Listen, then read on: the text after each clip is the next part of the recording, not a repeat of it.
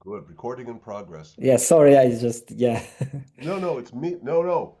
I completely forgot. I have to tell you, listen, I've been teaching for 50 years. All of us, I'm sure, have had the experience of having a dream that there's an exam that you forgot that you have to take. And and perhaps you had the experience, as soon as I went from being a student to a teacher, it was that I had an exam to give. The dream continued, but it was I had an exam to give, and I completely forgot. This lecture, I'm sorry, I'm sick, and it's been the end of the term, and also I've been trying to do things for the United States of America. Last night I was writing some important emails for democracy in America, and I forgot to review my notes. And but this is a wonderful talk about. I'm happy to be here. If you'll forgive me for, let me just take 1 minute to get a cup of coffee. Okay, maybe we can give you 5 minutes. Yeah. Yes. Yeah, Yes. Please. I'll say. be right. Yeah. I'm going to. Okay, guys, so I believe this is the slides you sent me. Yeah. I Yeah. will go through them now. Let me do one other thing. I have I need to somehow get my. Here it is. I need to change my audio settings because I have there. There's Oh, a yeah, it's heater. much better. Yeah. Yes, thank you. I'm sorry for that.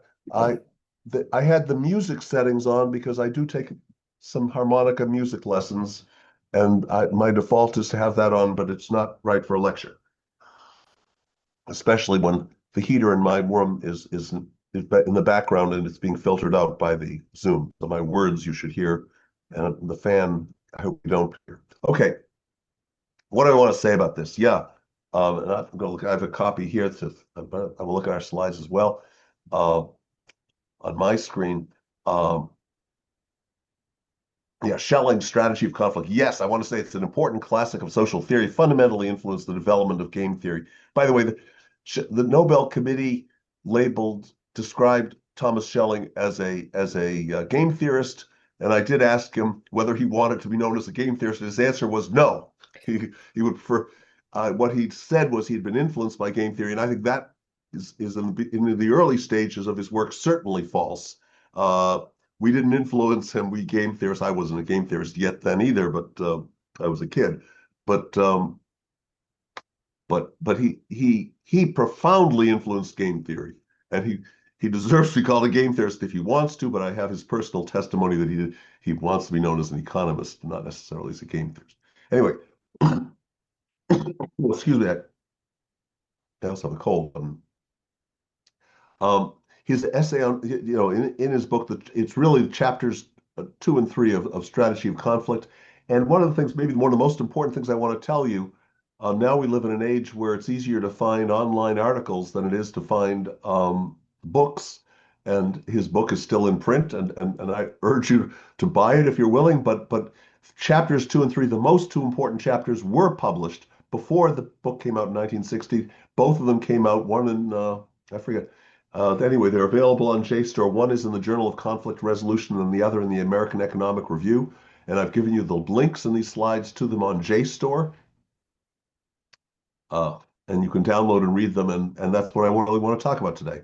Um, von Neumann had defined games in extensive form, then reduced it to one stage normal form. To me, one of the things Schelling would say was that maybe the best idea in game theory was the idea of the game table, the little 2 by 2 game table in particular, as a vehicle for thinking about interactions.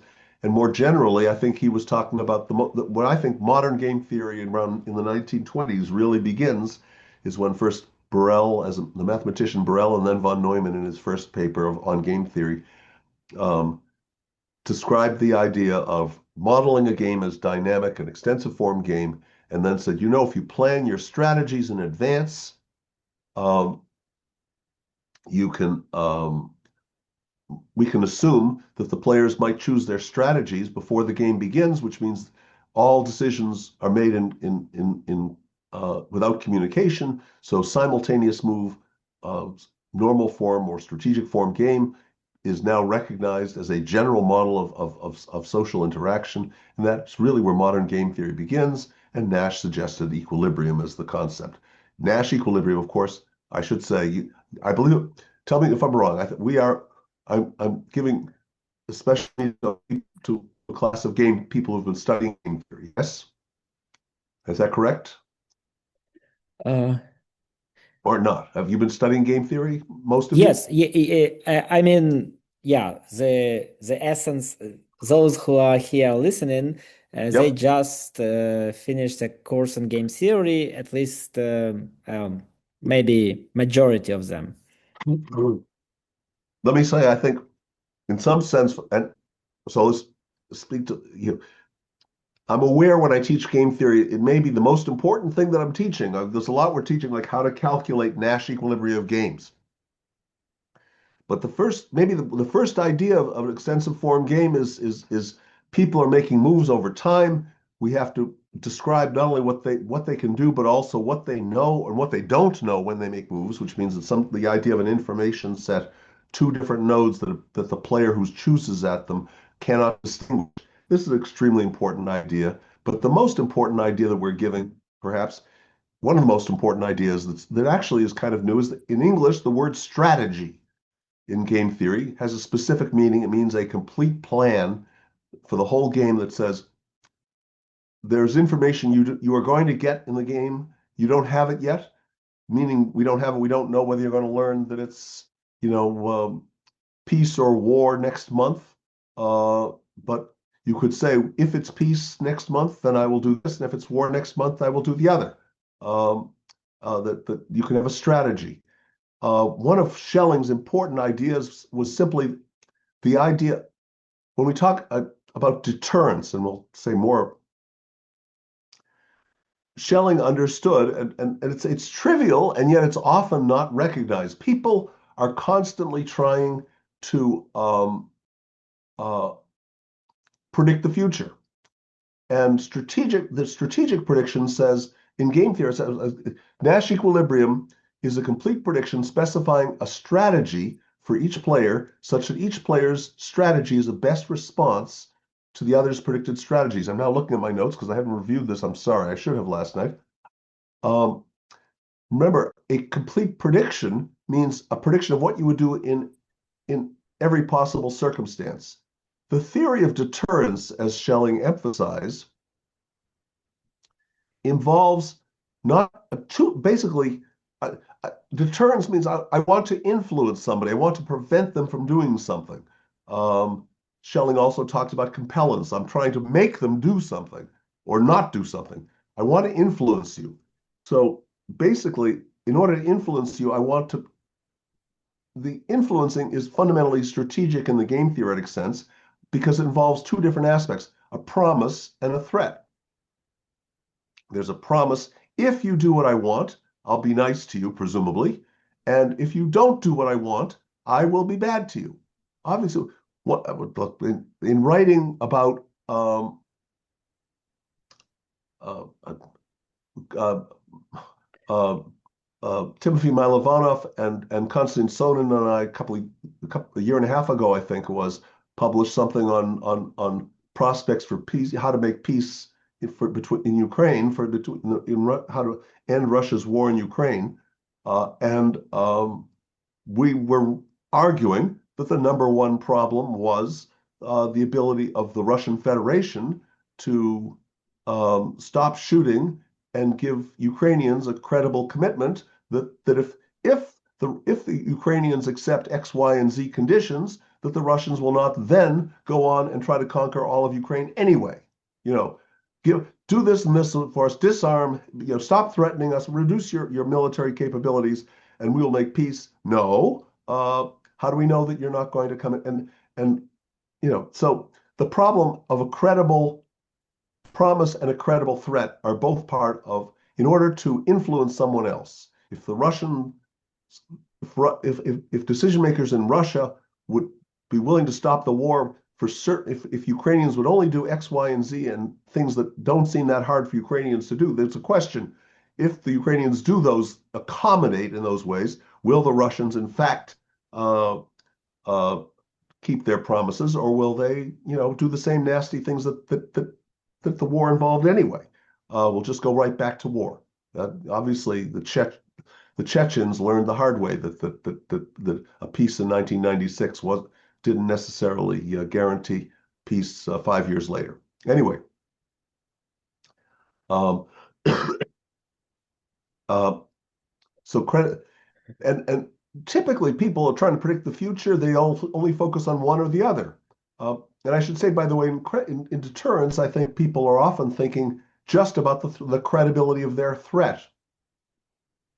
And therefore, it's common for people who are advocating a stronger deterrent position of their nation.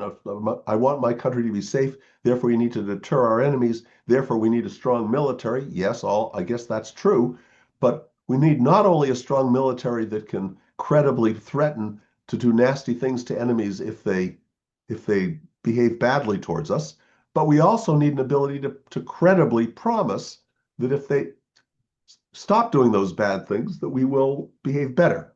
And often in war, the inability to reach peace is a lack of the credibility of the promise. And I'm sure that that's, as I say, relevant today. But So, Nash equilibrium is, yeah, sorry, may I ask you, you don't please. mind if I, um, is it true that Ukraine, in this sense, doesn't have a strategy in sense of game theory? Because No, we have like we can fight or not fight, but not fighting is not an option. So we can only be like part of the no, game, but we no, don't. there's always a strategy. Certainly Ukraine's behavior, 1 month from now, 7 months from now, will depend on things that Russians do, that Europeans do, that Americans do, that battle and the results of battlefield conditions that are random. Every battle is unpredictable. Just a minute. I'm going to pause for just. Please let me pause for just a minute.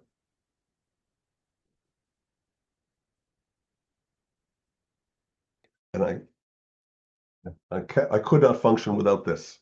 I apologize. Um, uh, So there's certainly strategy, and a Nash equilibrium is a complete prediction. If we're going to do an analysis of the situation, we're going to look at it's going to have a time horizon. It's going to have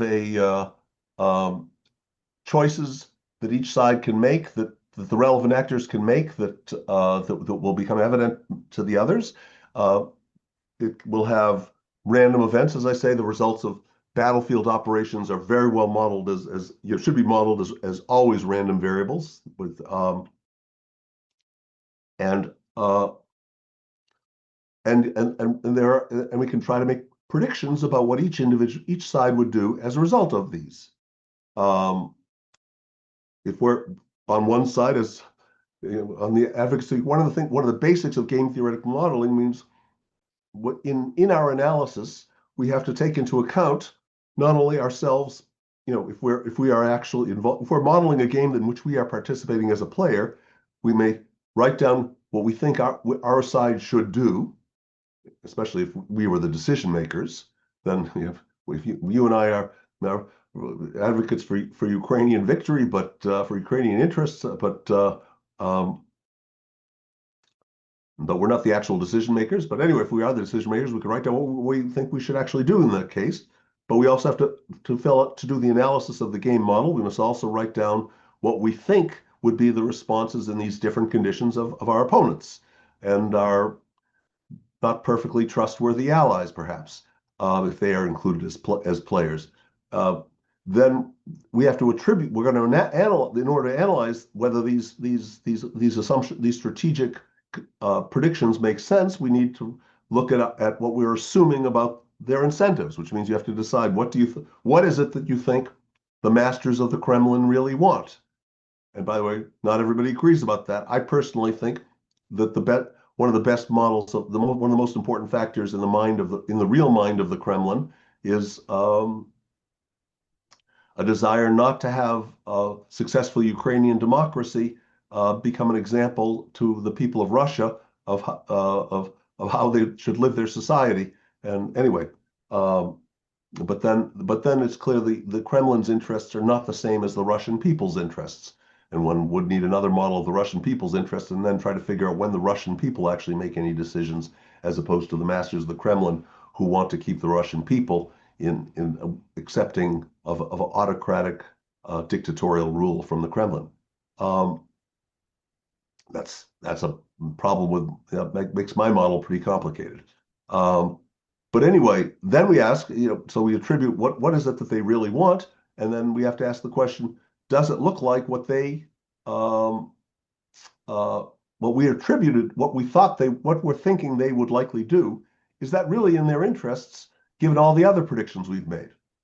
If the answer is yes, then we have a Nash equilibrium. If the answer, by the way, if I was actually consulting with the American or Ukrainian military about a real military situation, I would recommend doing all this modeling in some sense. But then I would not necessarily assume we go to Nash equilibrium, because it might be you look at it and say they are not doing something that is in their interests in these events, but actually that is the kind of stupidity or irrationality or passion-driven action that we think is realistic. There have been many cases where generals have been successful because they were good at anticipating the reactions of their opponents, and their opponents may have been walking into a trap that was being carefully laid to them. And then the answer is, do I think that they're as stupid as to walk into that trap of mine? Yes, I do. It's often a good idea to assume that they are not as stupid as to catch yourself and not assume your opponents are as stupid as you'd like to think they are. But if you're convinced they are and you're the decision maker, as a game theorist, I'm not going to tell you you're wrong. So a Nash equilibrium is a complete prediction specifying a strategy for each player. So I've diverged from game theory to talk about how I would modify it for its use. That is just understanding that we have to talk about strategies, which are not just what will happen, but what would happen if others behave differently, because the difference between those two is often vital to how we give incentives to other people, and we're analyzing incentives in game theory. And the idea of a Nash equilibrium, complete strategic prediction of how everyone would behave in every part of the game tree, given their information and given their incentives. If their behavior is rational, then we've come up with a Nash equilibrium, and a game theorist says that's the best prediction I can make as a game theorist. As say, if you want to say somebody would be irrational a certain way, that's fine. You can go with that. But in a game with a unique equilibrium, if we want to say nobody is stupid, everybody understands the game as we've modeled it, and everybody really is trying to maximize their payoff as we've modeled it, then something would be wrong if you predicted a complete prediction that was not a Nash equilibrium would intrinsically be illogic. It would undermine its own logic, because as I should often say, I think the basic assumptions of game theory are a kind of rationality, goal-directed behavior, and intelligence. And to me, the game theorist's intelligence assumption is that the players in his model, the game theorist's model, understand the situation as well as the game theorist. So a game theorist is trying to find, when a game theorist writes down a model, to say that the players don't know the model would be to say they're not as intelligent as I, the game theorist, am. And therefore, the standard assumption in game theory is that the game model is common knowledge. That means, common knowledge in this case means that everybody knows that it's about all the structures of the model. All the players know this. All the players know that all the players know about the model, and all the players know that all the players know about everything in the model and all iterations of those propositions. And that simply follows from the assumption that the modeler, the game theorist, knows the model, and that the game theorist, the players all know everything that the game theorist knows. So if I were to say, and I know that this is how they're going to all behave strategically, then I have to assume that everybody else knows it about everybody else. All the players know it about everybody else, but they themselves have free will and could maximize. And if it's not a Nash equilibrium, then at least one of them either is stupid, he doesn't know what I'm just asserted everyone else is going to do, or else he's not actually behaving in his own best interests. He's shooting himself in the foot. He's behaving irrationally. So the only possible rational prediction is one that's a Nash equilibrium. But some games, many games, have multiple equilibrium. If you are an economist, I have a degree and a reputation as an economist, so that gives me a vested interest in the proposition that economic analysis is important. If you have an economist, you kind of get a vested interest in economic determinism. You kind of want to think that the economic structure of the world determines a lot of what happens. The game model is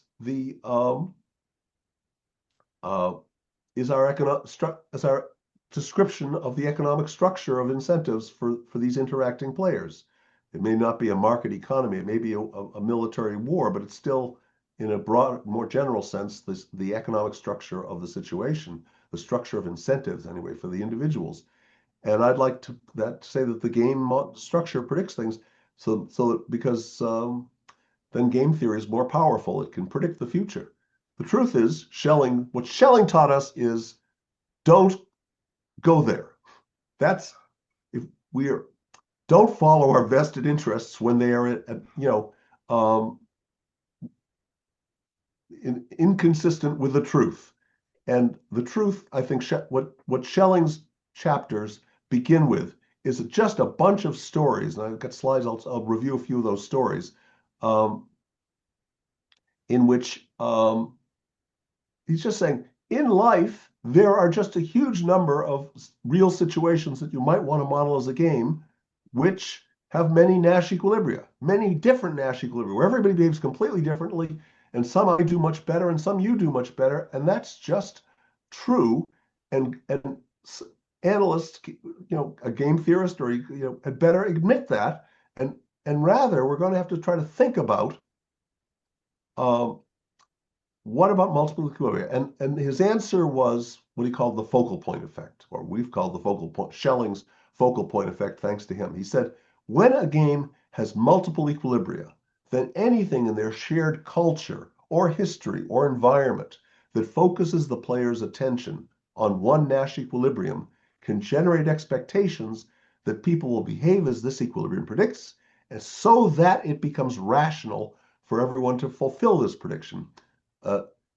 Focal factors that everyone can observe, that everyone is aware of.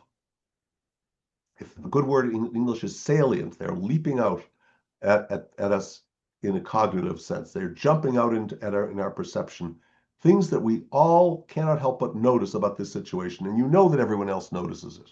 They may then make you think that everyone's if these focal factors in the environment are focusing our attention on a path of play that is part of a Nash equilibrium, then it can become a self-fulfilling prophecy. And notice I bold-faced in my slide the word culture, because one of the really important things this does is it gives us a role of culture in economic analysis. The other way, look, I'm an American. Consequently, when I was raised, I got to see baseball, which anybody would say objectively is a more boring game than football, soccer. And I've eaten peanut butter sandwiches, which many people might think are just horrible, horrible food. Look, and my taste is influenced by American culture. So I like peanut butter and I like baseball. So people think that culture influences us through our preferences, and that's probably true. But Schelling is saying, and I think this is a much more important channel. This is a profoundly important channel, because the truth is, I think people can learn to like food and enjoy sporting genres that were not in their childhood. We're not that different in our tastes, in spite of the centuries of different cultures sometimes. But culture can get people to focus on on different equilibria. And if you're in a culture where everybody's focusing on one particular equilibrium game, and the same game is played among people in America and Ukraine and Russia, different countries, but the culture leads us to focus on different ways of responding to each other, you'd be a fool not to do so. Let me just say, well, let's go for it. Let's go to the next. Okay, yeah, yeah. Let's go to the next slide. But Yeah, yeah, but questions, positive questions. yeah, I wanted to ask a question. So Sure. if you have like mixing of culture, for example, Yeah. right now we have a change in population, sometimes a lot of new culture coming in. Hmm. This will actually reduce people' ability to coordinate, and we can observe it somehow, Hmm. yes? Yes. Yes. Yeah. Um, I think, and I've written about this, by the way, in a paper on human evolution and language. That I think, but that paper, by the way, that came out last year in Human Nature, what's basically arguing we humans. I'm speaking to you with language. Thank you for letting me speak in English. I wish I could speak fluent Ukrainian, but I know nothing in Ukrainian. Um, uh, I uh,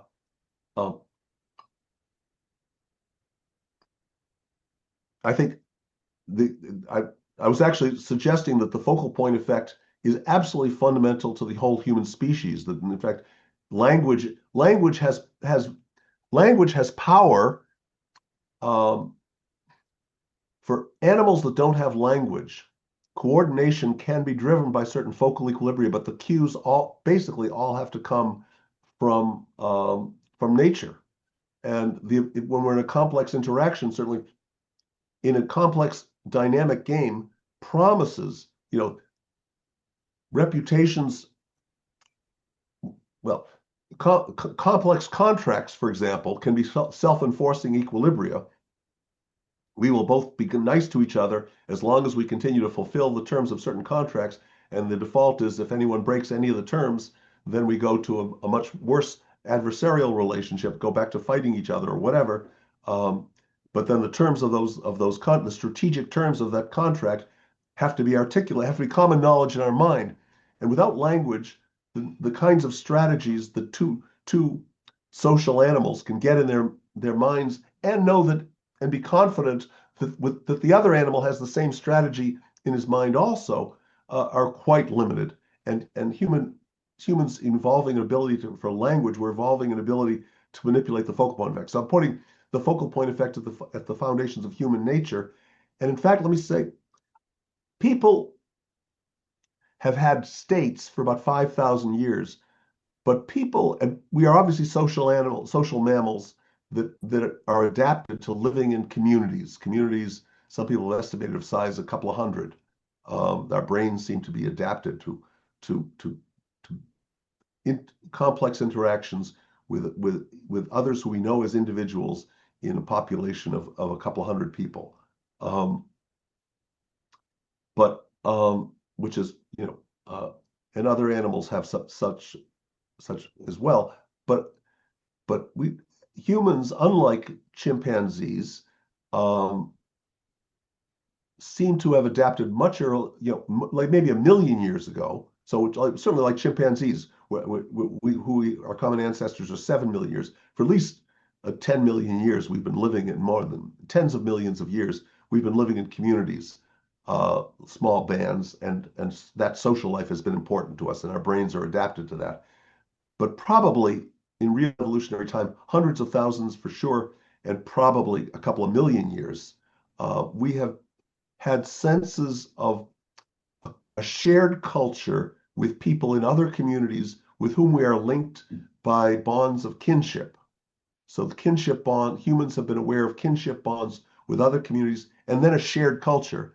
But then others of our species who are not part of those communities we would be afraid to interact with precisely because they don't share the same culture. And immigration is always a major issue throughout history in human communities, and immigration has always existed. People are constantly moving into community. Communities are always of all sorts have always been accepting outsiders, and when it's a lot of them, it's a threat because the outsiders bring different norms. But humans, unlike are adapted to learn their culture, so that as long as only a few of people like me come into your community, you can be pretty confident that even though I was born and raised somewhere else and I'll always speak with an accent, that in a matter of years, I will learn to do things your Ukrainian way and the cues of when you should expect me to be giving you something and when you should be giving me something, when I'm a host and when I'm a guest and what the responsibilities of each are in the social interaction so it doesn't get awkward.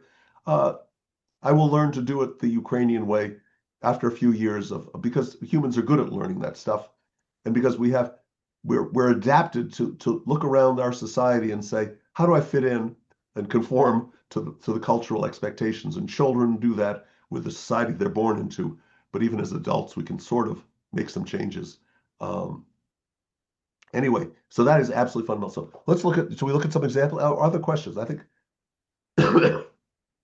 I can't. Let's see. Let's. Can we make this so that it's full screen within the because it's not yet.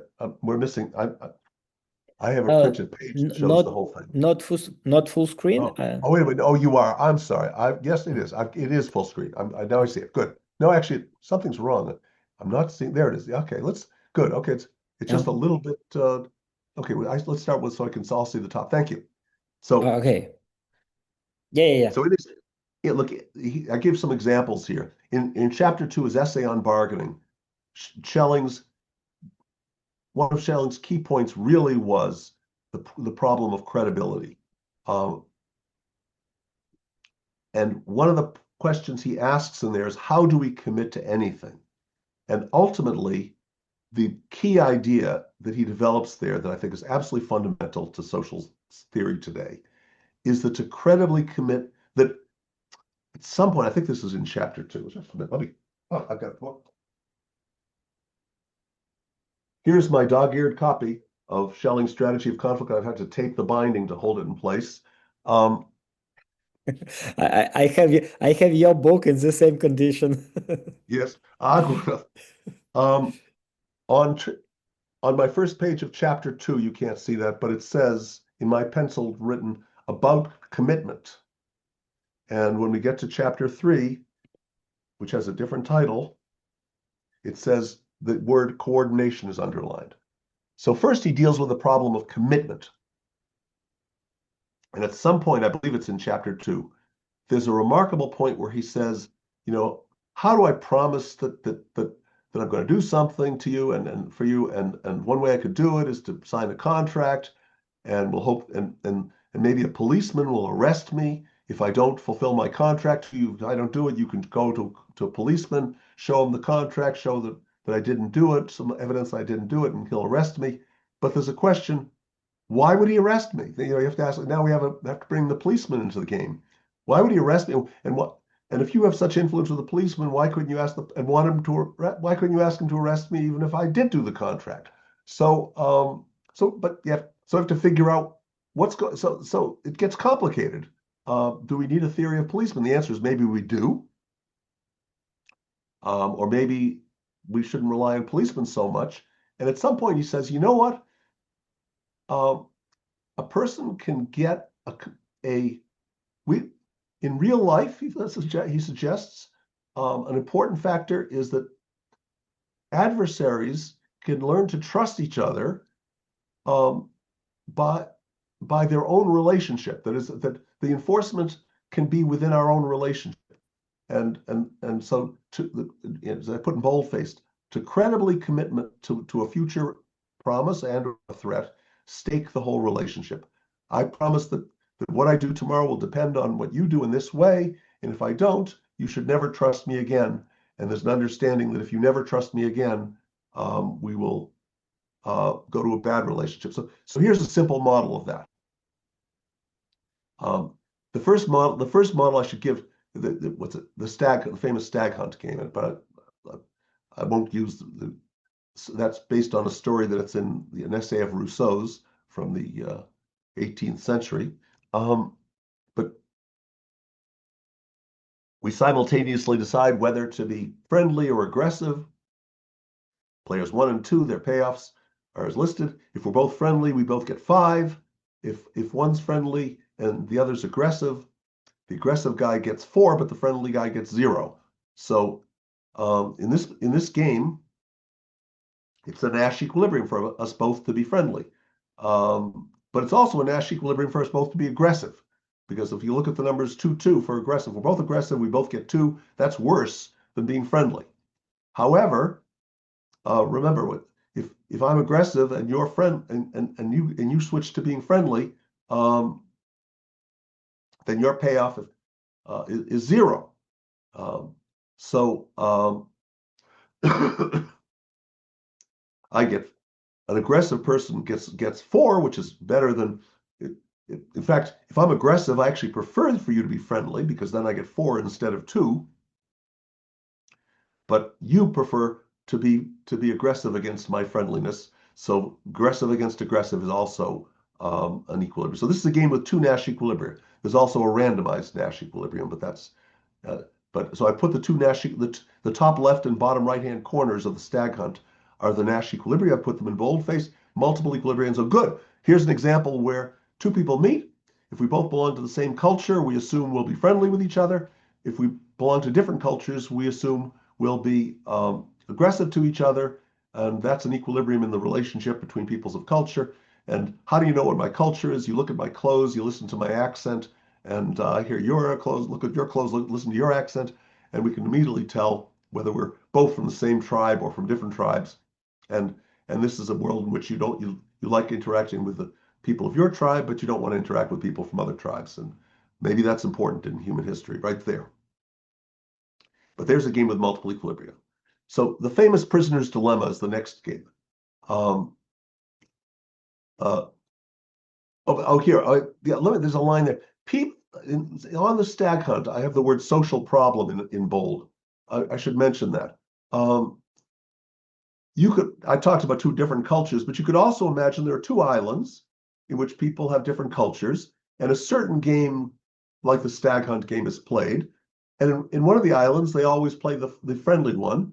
By the way, I guess that would be in Rousseau's original um, uh, story. This story, what I'm calling friendly, is go out in the morning with your gear to catch a stag in cooperation with your neighbor, because it takes 2 people to catch a big deer or a stag. And the other is aggressive, means go out in the morning just with your snares for catching rabbits, and which you don't need any help from your neighbor on, but you don't get as much meat if you go hunting for rabbits today. And if everybody on one island goes hunting for rabbits, they're doing what's called aggressive, then you'd be a fool to go out hoping that your neighbor will help you catch a big stag, and therefore you should go out for rabbits and you get 2. And on the other island where everyone is on the equilibrium of cooperating with their neighbor, you'd be a fool not to cooperate with your neighbor. He's looking to cooperate with you, and they're all much richer. So now we have a model of economic development or economic underdevelopment. Two islands, both in the same situation, both equally rational, but they have a social problem on the island where everybody's being aggressive It, to each it, other. it actually looks to me that you are talking about Europe and Russia Yeah, as the 2 very, yeah, islands. yes, absolutely. You could say this is a simple, obviously, real economic underdeveloped is an equilibrium of a much more complicated game involving elites and non-elites of different sorts. But in brief, the point is this gives us a model in which it's not because of more resources, it's not because people as individuals are any smarter or more rational or better calculators. It's that when you live with people, there are multiple equilibria. And when you live with people who are focused on a really perverse, bad, low payoff equilibrium, like the 2-2 in the stag hunt, then you would be irrational to try to change it. The only way to change it is by broadcasting to the whole society. As of January 1 of the next year, let's all try to do different. But that won't work, because I have seen the video of Volodymyr Zelensky dancing for the people in the Kremlin in January 1, 2013, and that didn't work, did it? Um, Never mind. Maybe I shouldn't talk about that. Sorry. But it does. The point is, it's a social problem, and it cannot be solved by any one individual being more rational. they are being rational as individuals. It can only be solved by coordination. They need leadership, and to some extent, a good society. I believe that all societies have structures of leadership that enable them to refocus, that people will pay attention to solve at least some subset of situations like this. But I'm sure that much of the problems of economic underdevelopment are due to just bad equilibria. And then the only problem is to figure out we don't have to change whether you watch, what sports you watch, or what kinds of uh, things you spread between bread when you eat. That's not an important part of the difference in our cultures. What is important is something about how law and authority work, and and and figuring out how to change that is defining strategies in a much more complicated game. And then one needs to say to everybody, let's now behave differently. I should say this is certainly possible, and I know there is no country in the world I've where I see a deeper understanding and commitment to the principles of democracy than in Ukraine. Uh, Ukrainians do not have a long history of national leaders being accountable by plebiscite, by popular vote to the general population. That has not existed for a long time in Ukraine, only for a few decades. But that new equilibrium where authority is dependent on approval of the people is something that everybody has adopted in your country, in spite of the fact that previous history that wasn't part of the behavior pattern. So it certainly can happen, but it takes, you know what it took. It took a lot of people talking and agreeing in public media that this is how we're building our new nation. And the people who had the voices who were listened to were religious leaders can play an important role, prestigious members of prestigious families, people who have held authority under the old system. But okay, but in some sense, the bad equilibrium of the stag hunt is our basic model of a social problem, a bad relationship, which they can escape only with leadership or coordination to jointly affirm that they have to jointly affirm that they're changing their strategies. So look, the famous prisoner's dilemma game. That's everybody's first. I want you to notice this is the second game I would do in teaching basic game theory, not the first. So I'll still call them friendly and aggressive, but now switching from friendly to aggressive always increases your payoff by 2 and decreases the other player's payoff by 3. So I've got the numbers set up so that if we're both aggressive, then we get 2-2 again. And if you switch to friendly while the other one stays aggressive, then you lose 2, but increases the other person by 3 from 2 to 5. And then if we're both friendly, then it's 3-3. But if you're 3 to 5 and 0 to 2, either way, switching from friendly to aggressive increases the player's payoff, the own player's payoff by 2, but 3 to 0 and 5 to 2, both of those changing from friendly to aggressive decreases the other player's payoff by 3, and therefore when we're both aggressive, we've both done more to we have a net decrease in both of our payoffs. I gain 2 from my own aggressiveness, but I lose 3 by yours, and so I'm net worse off by 1. So it's obvious the worse out the only Pareto, all outcomes are Pareto efficient. 3-3-0-5-5-0. There's no way to make anybody. 1 likes the 5-0 best, 2 likes the 0-5 best. 3-3 is also on the Pareto frontier. The only Pareto inferior corner of this 2x2 game is the unique Nash equilibrium where they're both aggressive. Suggestions of friendship cannot be trusted here. If I say to you, I'll be friendly, why don't you be friendly too? Obviously, I'm assuming the game is played once, and if the game is played multiple times, my future behavior isn't going to depend on what you do now. Then still, if we add up payoffs across periods, why do it now? Suppose they play the prisoner's dilemma first, but then play the stag hunt second, remembering what they did in the first. This extensive game has an equilibrium. Now, a strategy, remember, is going to say, what do you do in the first game? And then you remember which of the 4 outcomes happened in the first game, in the first round, And in the second round, your behavior can depend on that. So consider the following strategy. Be friendly until someone is aggressive, but thereafter, be aggressive.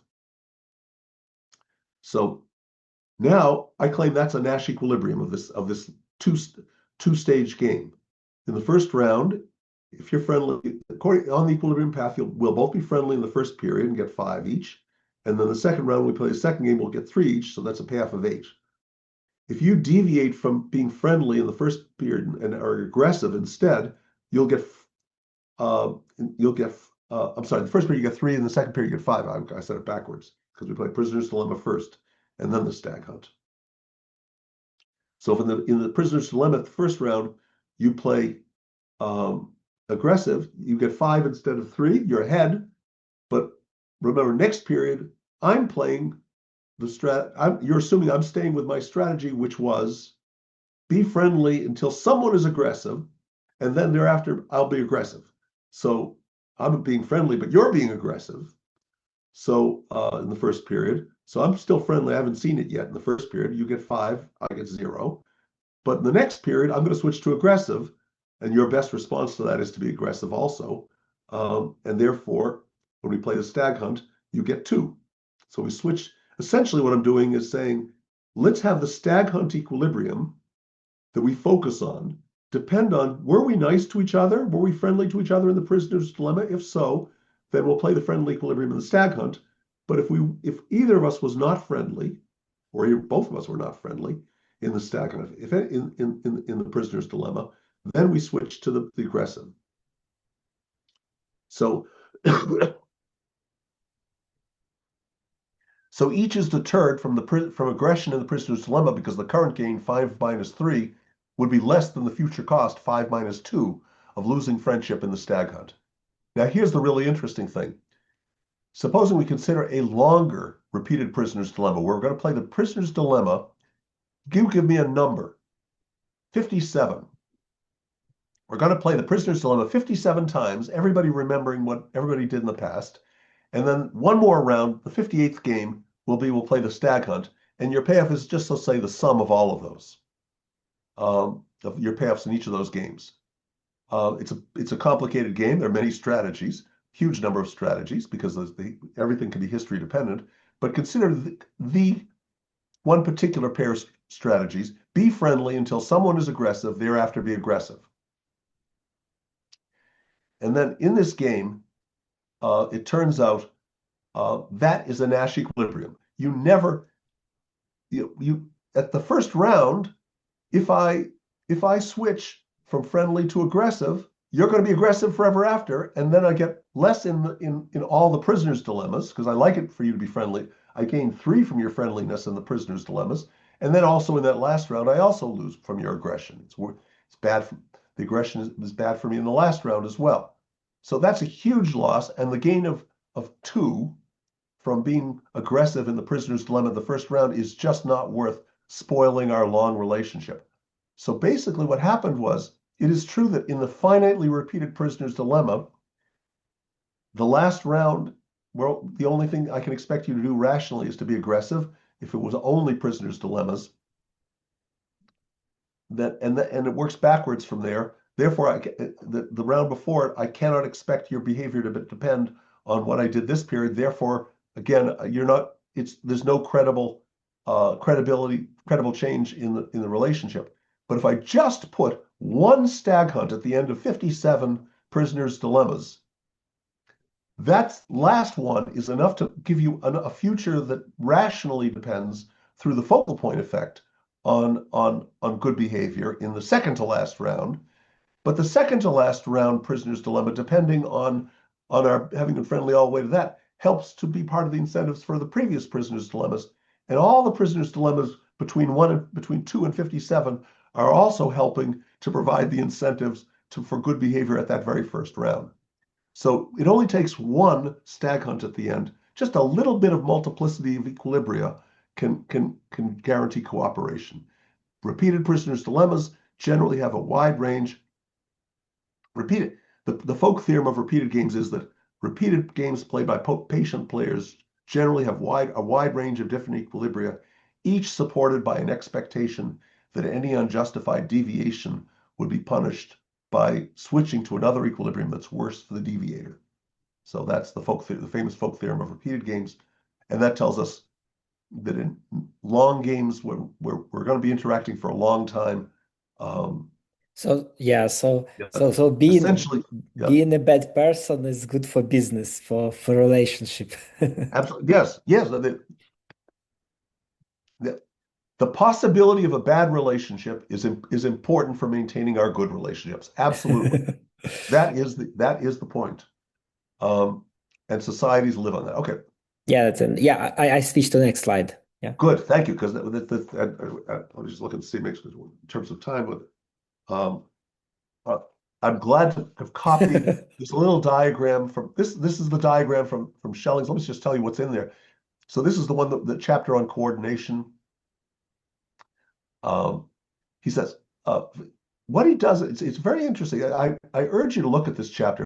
That figure one is a map that he showed people and asked them a question. Imagine. Um, well, first, anyway, let's talk about what he did. First, he considers people who have shared interest with no communication. So the idea is we're going to think about games where there are lots of different things we could do, and um, and we have a common interest. We uh, we just like to meet. In fact, I heard Schelling tell a story when he was in college.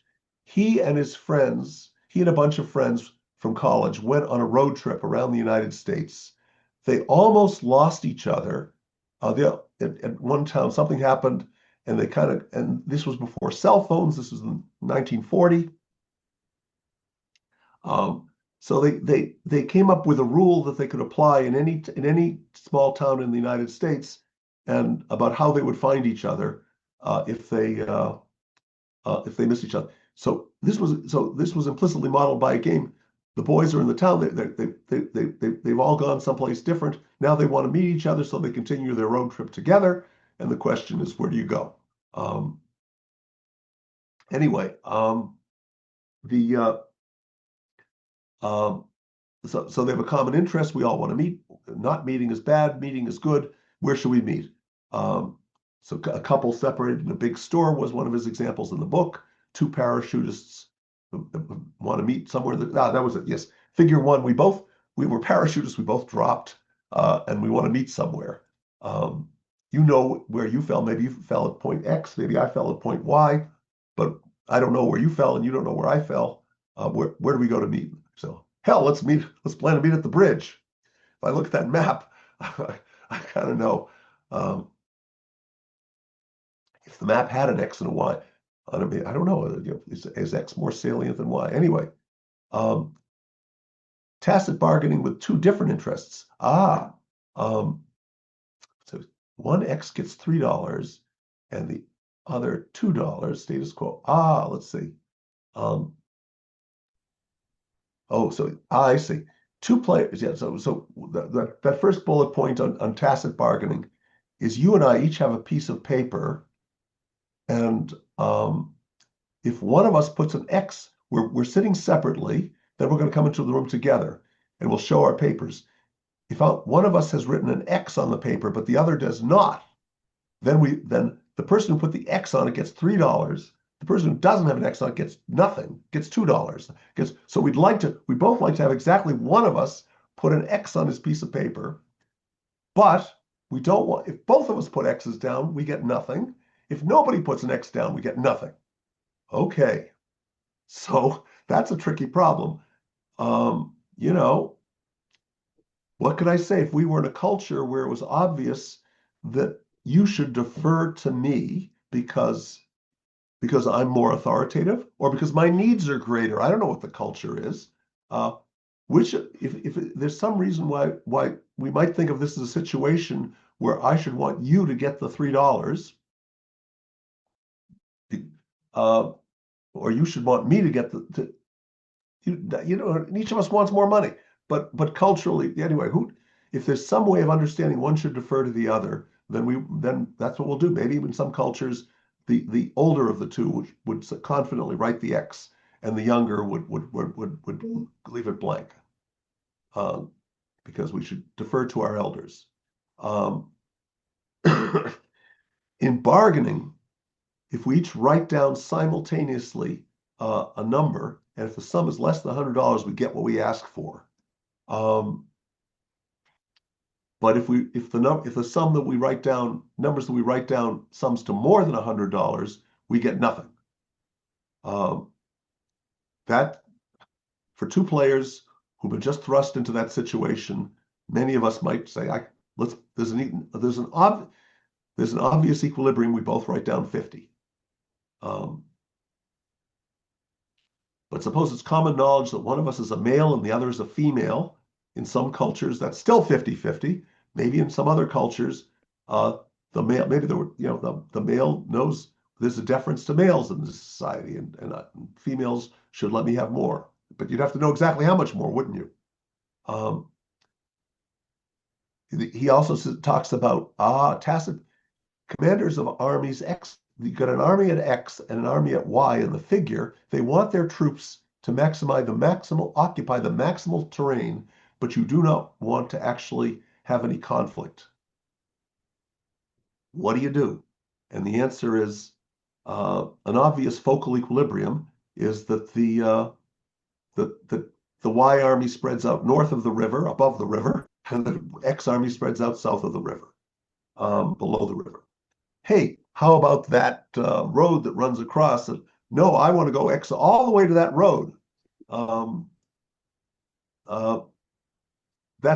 That's ridiculous. The X guy, the Y guy isn't going to think that way. And suddenly you realize, as long as these two commanders share interest in avoiding their soldiers sent to the same point shooting at each other, then they are very bound by what the other side really, really is thinking. And you cannot, if we can't communicate, what do we do? Then Schelling says, what if we can communicate? So I go in, so let's focus, let's say we have agreed that it's just the focal equilibrium for the commanders of armies game at X and Y was that the focal equilibrium is to divide on the river, because there's only one river, and what else? It just leaps out at you, and everybody knows it leaps out at you. Now suppose we can talk, and I say, what river? I was looking at that road. That's a really important road. The traditional border between Donetsk and other provinces, that's just a really salient line. How can we have any other line? And you say, no, that's not so salient. There's no such traditional importance of that road. You're making that up, and I know that you know that I don't believe you. His argument was, perhaps with an argument one could move the other's beliefs, but it might be very difficult. It might be impossible. I read what I said in that bullet point. This is probably from a retreating army. A summary of things he said: a retreating army may be expected to make a determined stand at the river, which is the one line to which they can retreat without being expected to retreat further. And advancing armies pushed beyond it could raise expectations of insatiable demands. So in some sense, if these people want to get as much territory as possible, the X and Y commanders, and they and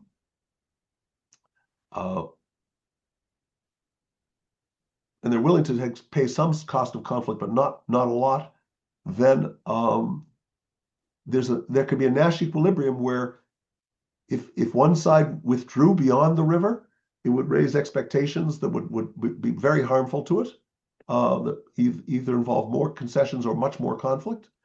And if one army tried to go beyond the river on its own side, on its own unilateral initiative, it would cause conflict that might lead to long-term search. If we're trying to find a line where we can say, let's stop on this line, and anyone who pushes beyond this line should expect a return to prolonged conflict.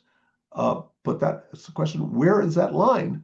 And if you go beyond the obvious line, now it's not obvious where it is. And and so the calculus, the social calculus of what's obvious and what's not obvious, uh, creates a real force for this equilibrium that says if we each occupy everything on our side of the river but nothing beyond, we will have peace. But if either side goes beyond it, we'll create expectations that lead to prolonged conflict because nobody knows where the line is anymore because that was the obvious line. Anyway, the power of focal points, which may be the main principle of tacit bargaining, um, which may be the main principle in tacit bargaining, remains significant in bargaining with communication. Precedent, mediation can also create new focal points. It's, look, one of the most dangerous things, that's happening right now. The United States is sending either inept or possibly biased, pro-Kremlin biased mediators, alleged mediators, to talk to the Kremlin. And if those allegedly neutral mediators, but not necessarily neutral, come up with an agreement, does that become a new focal line that creates new expectations? It could, and that's a real danger. That's why diplomats don't do this, the kind of thing that's happening, that goes against the rules of modern diplomacy, ancient diplomacy as well. It's odd that Schelling does not mention Munich 1938, where we're asking the Czechs to give up a little bit of land that create an expectation that Hitler would take all of Czechoslovakia, which of course he did. In some sense became a self-fulfilling prophecy. People in the Czech Republic, in the Czechoslovakian Republic, realized that resistance was futile, and many of them would then be willing to make deals with the Germans rather than resist further. Once the English had forced the Czechs to give up a little bit of their territory. He talks about the limits of the Korean conflict, where the middle belt of the country was sort of the obvious line to which each side could withdraw without creating expectations that they'd actually be willing to go further. Each holds a mutually recognized line to avoid mutual expectations of wider conflict. And Schelling's fundamental point is this: coordination problems are fundamental for limiting conflict and creating social order. That to me is my main summary of what he's did. I could talk more. I'm available. I started. Yeah.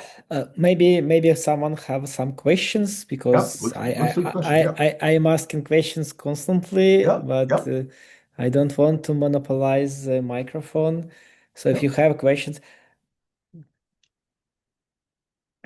because No, well, for me was my question maybe yeah, please. right now is, um, can we consider a war as a necessary state, like in coordination game? So once one country start a war and maybe another support, so everyone forced to go to this equilibrium where everyone or almost everyone in war, and this is what we expect in future. Because before this was coordination around peace. I'll say this. Um, Breakdown of social, obviously in normal life, people form long-term relationships, and the alternative is usually just, well, we won't have anything more to do with each other. Business relationships, there's no normal sense of a future war where we're each trying to punish the other. It has been observed by individuals on occasion that divorcing couples are sometimes worse to each other than they would have been if they were complete strangers. And there is a sense there's a long-term relationship, and they're still struggling for power in that. In international relations, obviously the default is a state of you would say is a state of war. But let me push back a little bit on that, because one thing that is an extreme position in the Hobbesian position of the original that in the absence of a state, in the absence of a real social order, and I should say, peace is not just the difference between a ceasefire and peace is that peace really does involve creating an international order that has some mutually recognized dispute resolution mechanisms.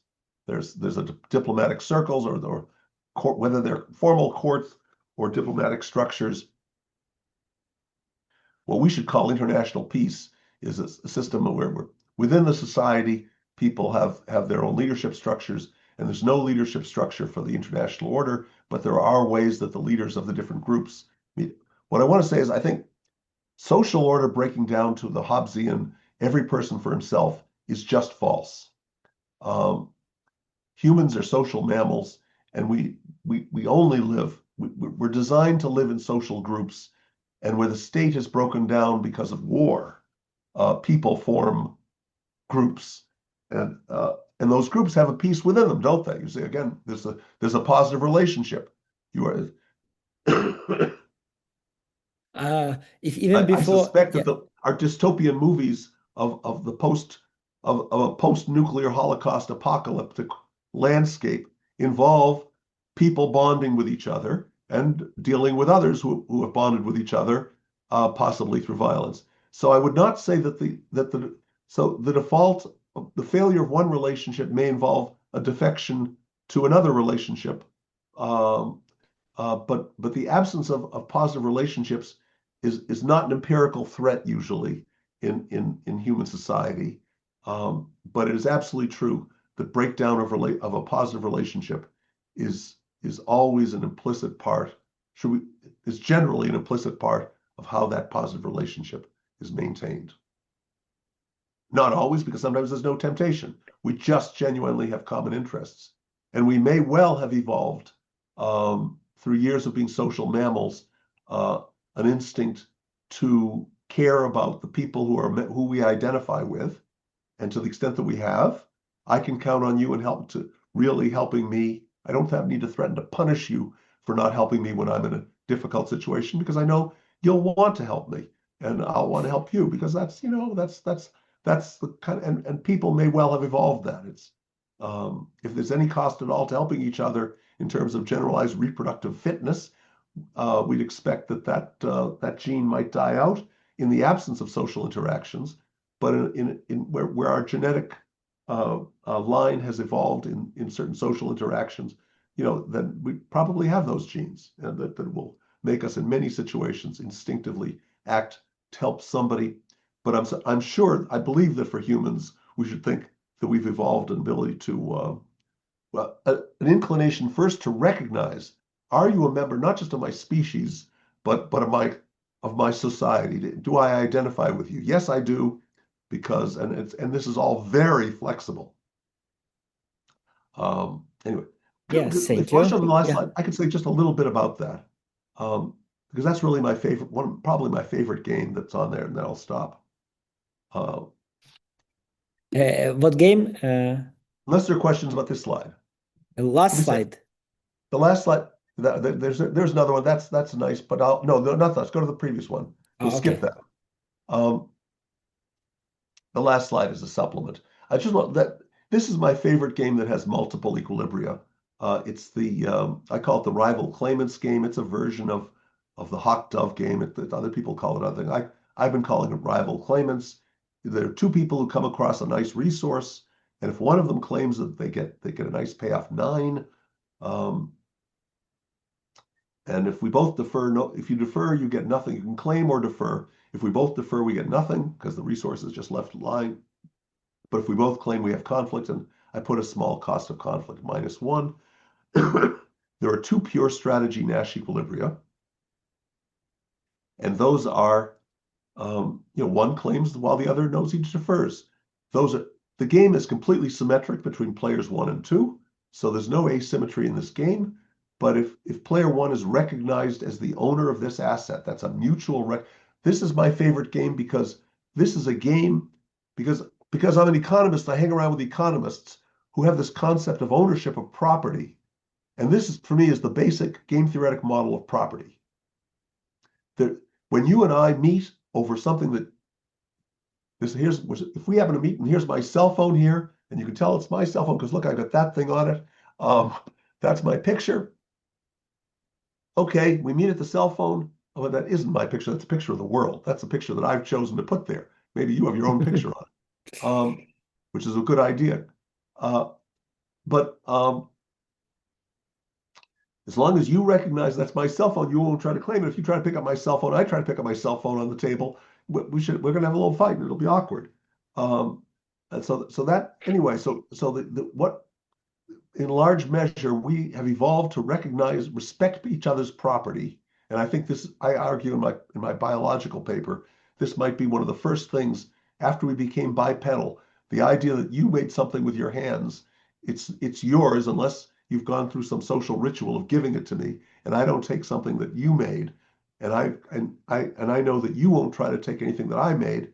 And as long as that becomes an equilibrium, as long as we both know who made what we did, we know that taking something we didn't make and that wasn't given to us by the maker um, is um, is going to create conflict. So don't do it. That's it. You won't get the fun of it. You'll just get conflict. And there is another the symmetric. Every symmetric game has a symmetric equilibrium. This game has a symmetric equilibrium. And by the way, it's easy to tell what the payoff is in the symmetric equilibrium. It's got to be zero. When you defer, you get zero. And the only reason to behave randomly is because either decision gives you the same expected value. Deferring gives you zero. Therefore, claiming, which gives you either -1 if the other claims or 9 if the other defers, it must be, since you get 9 times as much payoff if the other defers, it must be 9 times more likely that the other is going to claim. So the unique equilibrium is that each claims with an independent probability of 9/10 and defers with a probability of 1/10. So there's a lot of conflict. Is And yeah, is there any correlated equilibria here? That's a good question. I have lots of correlated equilibria because we could put in signals that make it Yeah. more likely for, that if you get a noisy signal that makes you think it's more likely the other is deferring, then you prefer to claim. And we could easily, yep. And we could toss a coin. The simplest one, and maybe the most important, is I could toss a coin. If you ask me to arbitrate one of these games and I don't have any evidence who it is, I might say, I'll toss a coin, heads it's yours, tails it's the others, and then I'll just and if you accept my coin toss, that's fine. The problem is, in animals in nature would have a very hard time identifying a coin toss and creating a mutual expectation of who gets which. Language is really important for me to create that expectation. Without language, I don't know how I could do that correlated equal because both sides have to be focusing on it. I want to put the two things about the symmetric equilibrium, which is a natural one if the animals are symmetric. It gives 0/0. I could, if you wanted to say, if you don't like my game because what happens if we both defer, I could say we meet at the resource, and these payoffs depend to define what happens as long as but if they both claim or they both defer, then thereafter, regardless of what people thought about who was recognized as the owner, so we meet at the resource. There's some cues that might say that I'm the owner, such as my picture is on it. But if I defer and you both defer, or if we both grab it, now those cues are ignored, and we play forever after the symmetric equilibrium of randomizing. And now the sense that you say that the payoff is 0/0. So the effect of that is essentially goes away. So the essential idea is we wait. You could have an equilibrium essentially in which we play we either play what the focal equilibrium is, or else we continue claiming, randomizing until one happens to defer while the other claims, and then it continues with a 9/0 forever after that, or the 0/9, depending on who. So social. My point was I could then I've told stories in which you could tell a story about an island. First of all, this is a picture. This is 3 points. First of all, this is a picture of ownership. Ownership means everybody expects you to claim and therefore they defer relative to this asset. Now we have in economics, it's often assumed, A, that there's such a thing as ownership, and B, that people can agree to make a transaction that transfers ownership. So I think it's mine. We understand it's mine. I offer a price. I'll sell it to you for $2. You pay me the $2. We shake hands. I give it to you. Now it's common knowledge that you own it. How else? How else could ownership be modeled in such a way that transactions costs would essentially be zero? You give me the $2, you pay the price, and we both know it. We shake hands, which has no cost at all, except that I've got a cold. I might give you my cold, so maybe we should just do this and not actually touch hands. But we do that, and so it's no. How do we do this low cost transactions? And the answer is because ownership is a game, is just one of many equilibria. Ownership by me and ownership by you are just two alternative equilibria in a more fundamental game where there are multiple equilibria, and the ownership is determined by Schelling's focal point effect, where the norms of property are determining what everybody focuses on. And then from there, I could say I've told a story in a number of papers about building institutions in a more complex world. You can build all kinds of institutions of politics um, and law on a structure that is just an island where people randomly meet, play these games, but certain kinds of leadership positions get to determine the focal equilibrium. So we have anyway. But I'll stop at that and say that, and Also, I guess the bottom line there is, as I say, when I tell those stories, I see politics as a game with multiple equilibria to solve all multiple equilibrium problems. That'll recognize leaders in a society yeah, so are schools people that, who we yeah. can call in. The recognized leaders are people we can call in to help us resolve conflict in games such as this when the cues of ownership are not there. And and we have to agree on who the leaders are then. That's what politics is. But once we've agreed on what the leadership structure of leadership and authority is, then we have these focal arbitrators who, in different situations, we all agree authorized to help us solve our coordination problems. So I'll stop there. Thank you. Thank you. I'm very sorry to have Oh, so overslept the it's time. interesting that social norms are also Nash equilibria. I don't know Yeah. why, for some reason, in Ukraine, there is a social norm not to switch on cameras and Zoom. Guys, please switch on your cameras. I want to Oh, see you. yeah. It's true, it's true. So we have, I don't know why, for some reason, we have this tradition that students do Well, not okay. switch cameras. I don't know, is it true in America? So Yeah. if you have questions, please, it's your Yeah. chance. Please. Thank you. I It's a good norm to have the cameras on, I think. That's how you can tell that I'm not sleeping. But it is costly because you can't sleep then. Yeah, probably it's the reason. Okay, Elena, please. Thank you. Thank you very much. I have a question related to the very last model you showed, which is Yeah, so please. brilliantly exemplifies all these transactions. So if we think of, I don't know, of land ownership, of all this, Yep. we also Yep. have this focal, so internationally recognized borders of the countries, right? Yep. Nevertheless, we are not No. able to stay at them, and then no, so it doesn't really work this economic way, which I think was a model in mind of Donald Trump also. Mhm. Doesn't work this way. So how would you mean from game No. theoretical point of view? Is it Uh, I so? What exactly fails here? no. Well, um, one of Schelling's fundamental points was that the internationally recognized border is a hugely important um, focal coordinator. The violation of internationally recognized borders, then creating a situation where you have to expect prolonged conflict. Um, it seems clear the master of the Kremlin in in February 2022 had been misled by wishful thinking or whatever, or lies of his intelligence service into thinking he could have a quick victory, and therefore he didn't worry about it. But you have seen in motion, we will live in a worse world, in a world where we were living in a world where there was a very strong taboo against blatant, forceful changes in internationally recognized borders for 2022. I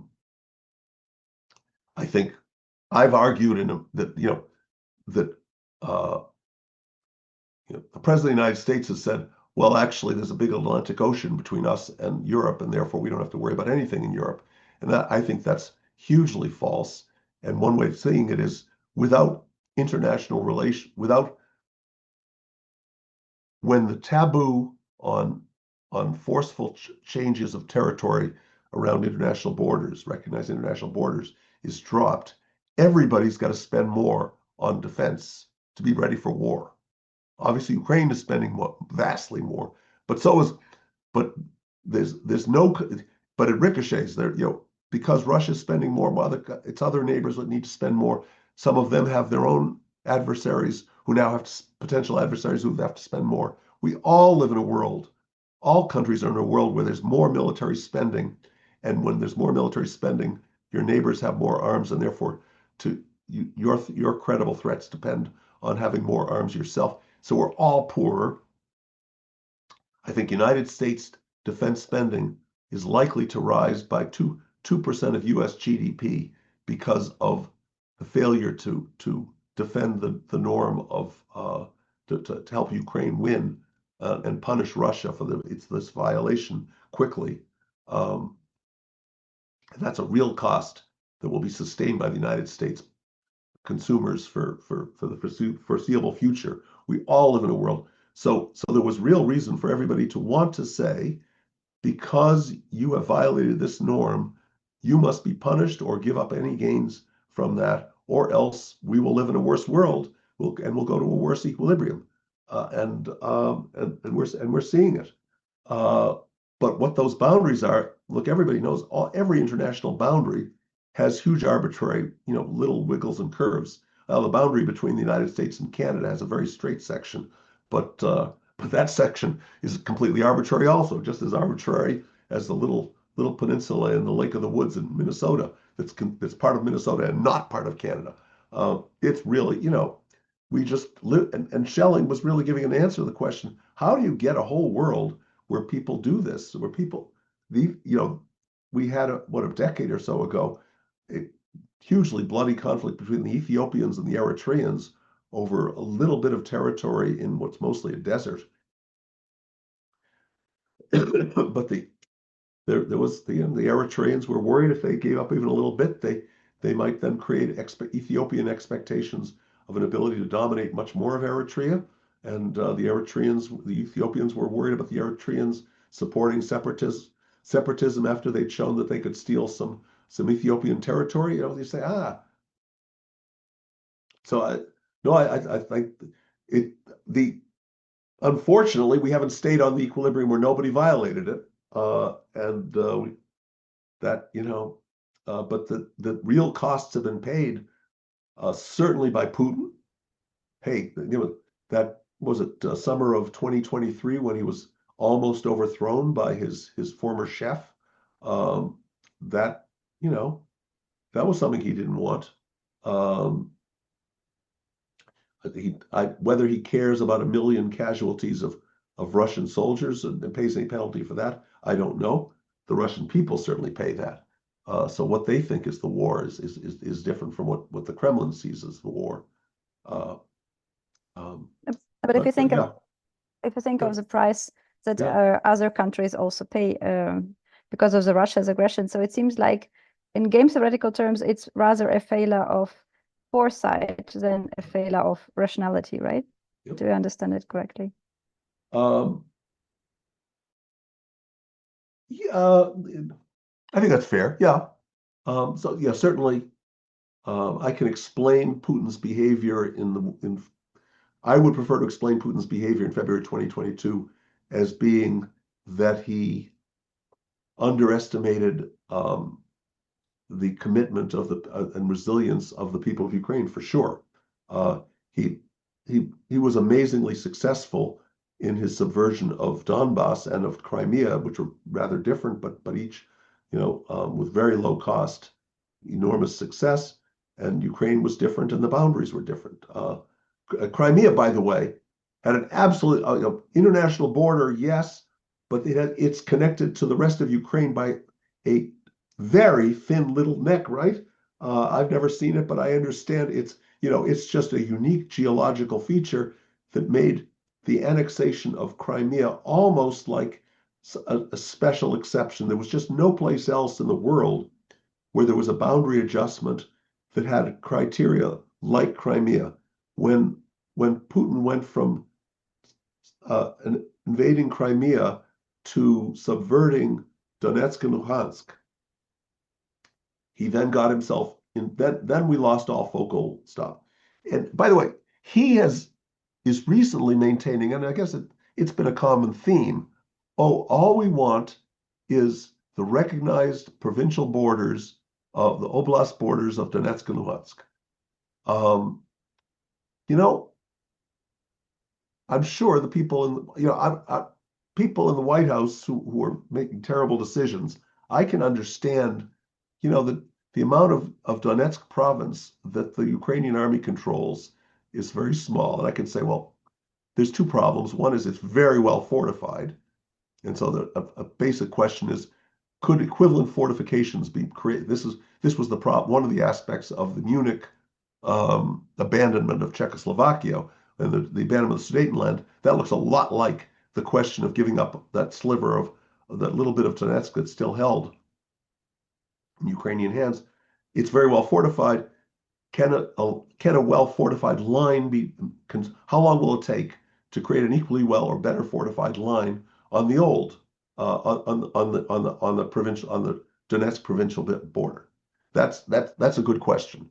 And let me say, let's assume for a moment that the answer is it can be pretty quickly done, and maybe it's even already been done, because that enables us to focus on a more important question, which is, who should really believe that in the event that the Ukrainian army agrees to a peace, or at least a ceasefire, or at least or some kind of structure that's called peace, that has one provision: withdraw from the last bit of Donetsk and draw the line there.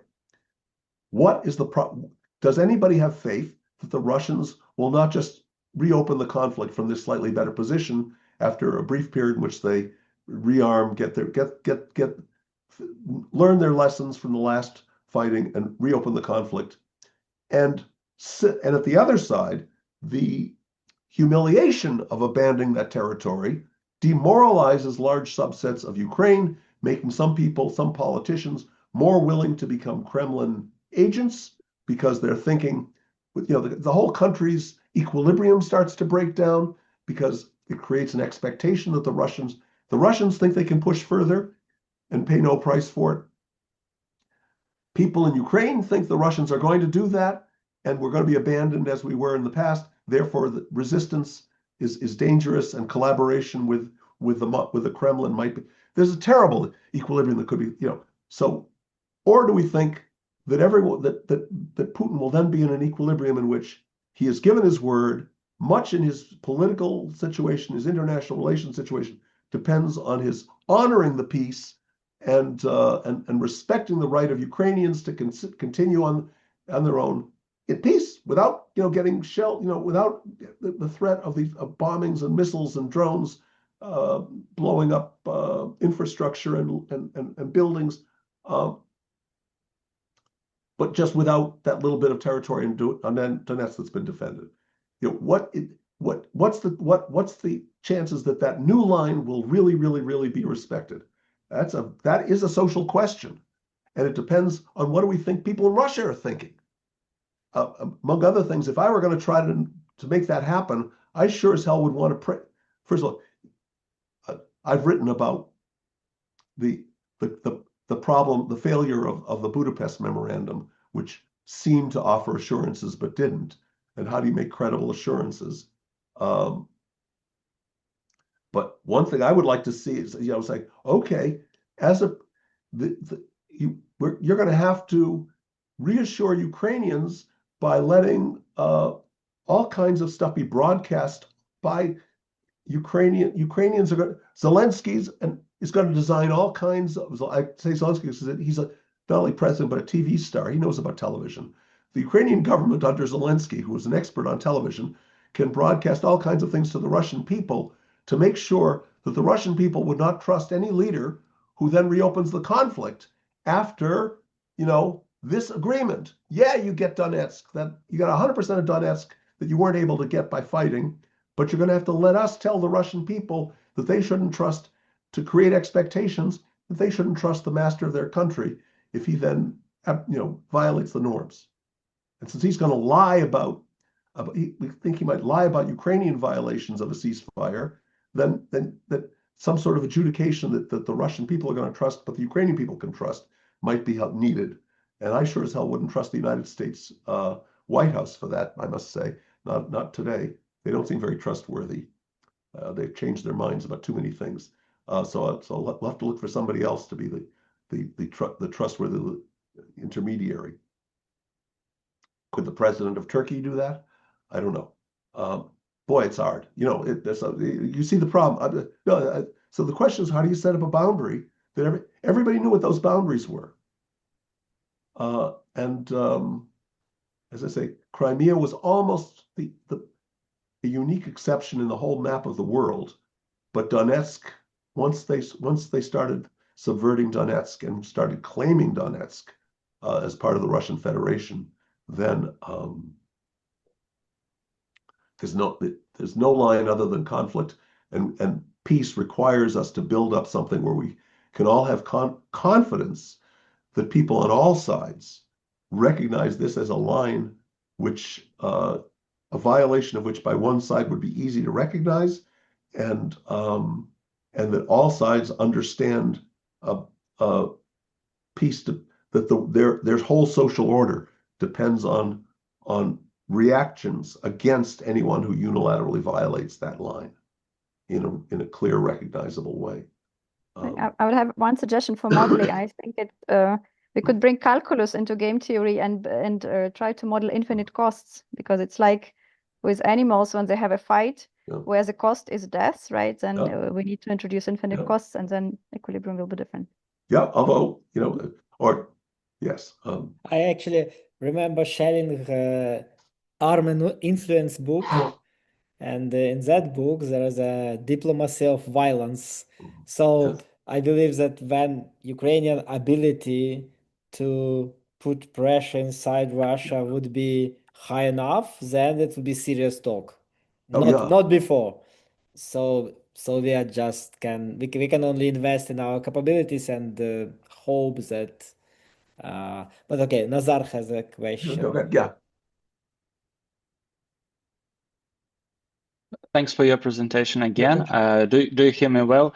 Yes. So my question is, what would be the role of nuclear threat as a means for both credible commitment and coercion? Because as we may see the parallel in the Cuban Missile Crisis, we had the crisis, no war, but a credible commitment that the nuclear threats would be used, like in a mutual assured destruction doctrine. But here we have the ongoing war in the middle of Europe, and nuclear threat from Russia is constant, but we constantly ignore it because we consider that it is negligible.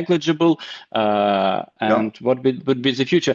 What is the future of nuclear threat? Someone must use it in order to be a nuclear threat again as a commitment, as a credible commitment. It's a good question. By the way, the number one thing I would like to do with nuclear threats is to make it clear to the Russian people that the one place where there is a credible nuclear threat is the threat to use nuclear weapons to defend the Russian territory against a major foreign invasion that threatens the existence of the Russian state. The Russian Kremlin propaganda has suggested that there is an existential NATO threat to the Russian Federation, and that Ukraine would be part of that existential threat.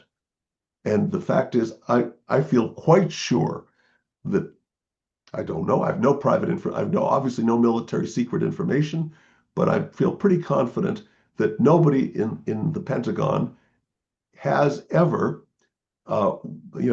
made any sophisticated official plans for how to invade occupy Moscow against a hostile Russian Federation defense in order to make Russia a colony of our country.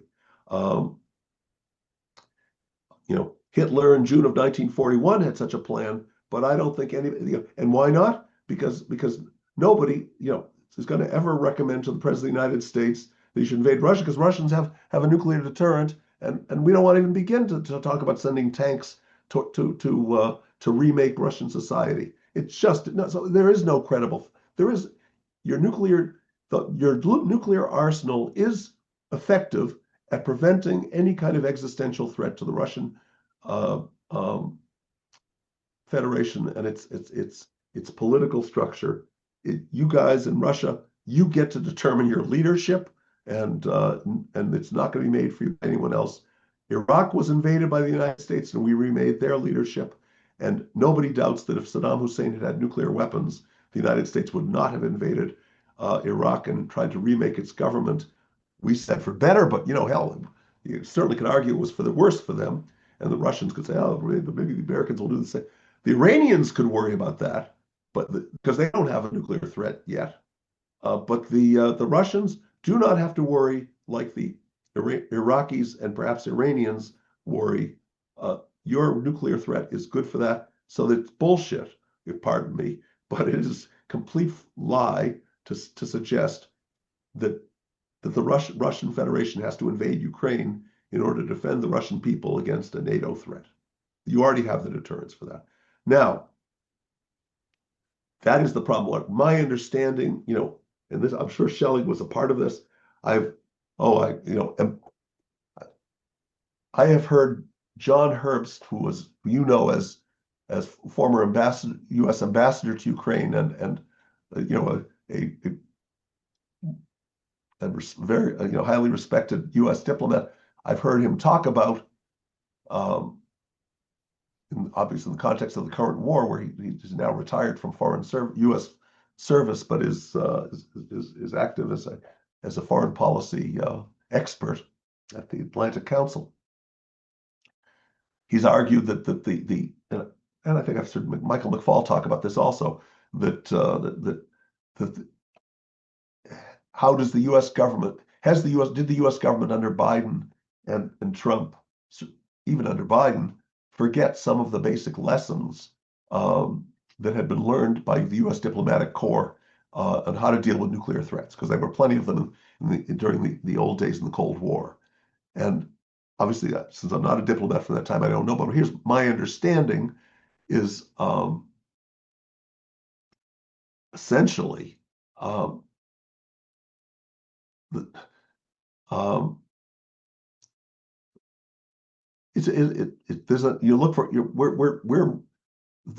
are multiple equilibria. It is extremely dangerous to use your nuclear arsenal offensively. One, because you're going to everybody using, even if you blow up, if the only targets blown up are your enemies in your enemy's territory or adversary's territory, radiation is going to stick in some of your own people. So you're going to pay a cost no matter what. But you're also, nuclear and heavy non-nuclear responses are likely to be part of the equilibrium strategy of the other side. So you are going to suffer if Russia blows up more than one or more cities elsewhere. We should expect that the Russians should expect a reprisal that involves damage, extreme damage to some Russian cities as well, and a number that's probably comparable to the number of cities that they destroy with these horrible weapons. So but what is the expectation? So basically, I think the lesson was we assert our diplomats are going to act under the knowledge. We're going to assert the knowledge that damn it, whatever you say, the actual equilibrium is you're not going to use the nuclear weapons except in these extreme circumstances, then we would believe in, and we're going to avoid that. And all the other stuff where you're claiming things that you don't deserve and saying you're going to use nuclear weapons if you don't get them, you know you don't deserve them. So we know you're not going to use it. You know that's not, there's no way you're going to say that that is, and therefore, if you did use them, you should expect that we would know you were you will know that you were the provocateurs. We will respond, in a comparable, forceful, destructive way, with confidence that you will not think that that's a new escalation you have to respond to, because you'll know that you already were the escalators. So that's it. That's the equilibrium. The problem, of course, is what if I've written about the First World War, and I said part of the problem of the First World War was it is at the two nations, far from creating the surprising German invasion of Belgium in 1914,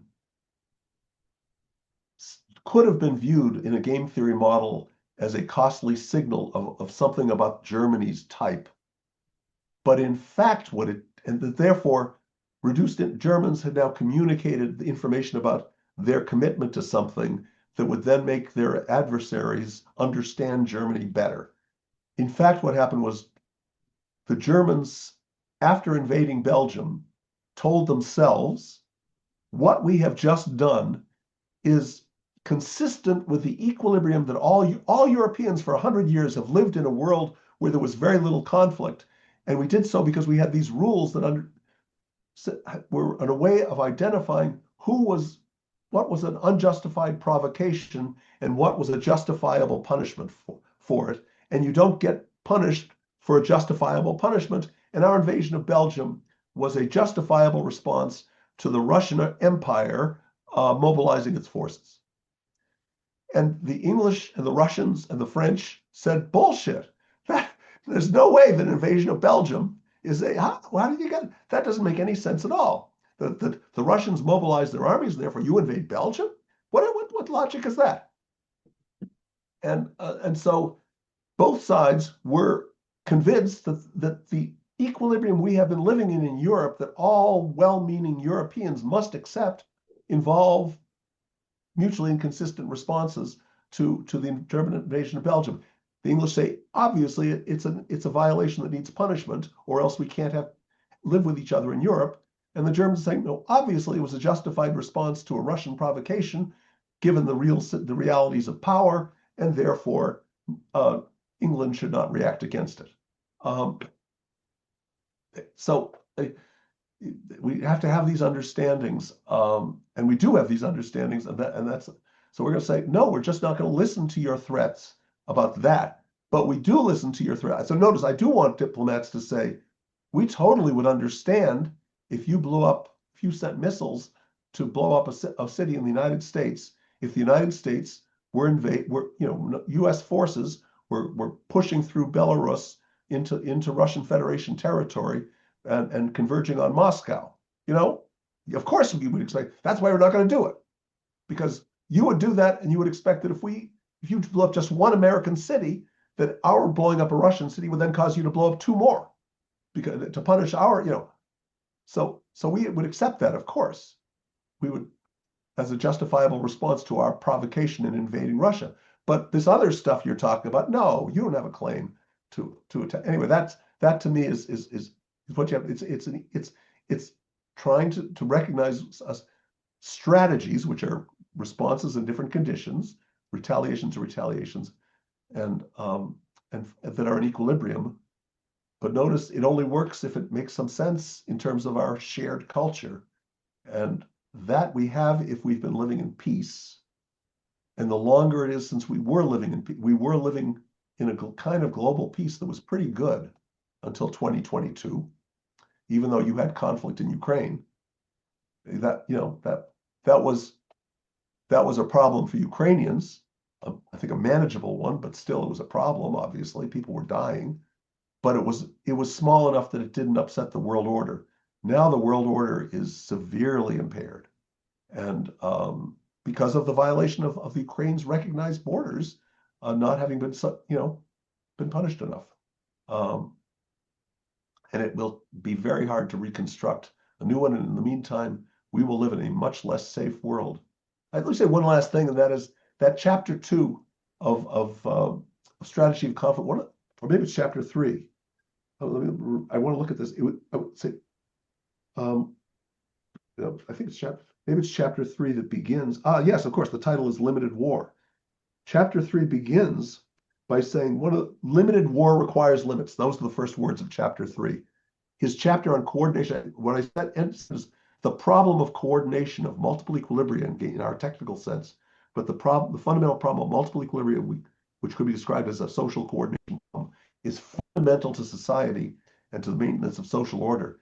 But the chapter begins with the chapter on limited war.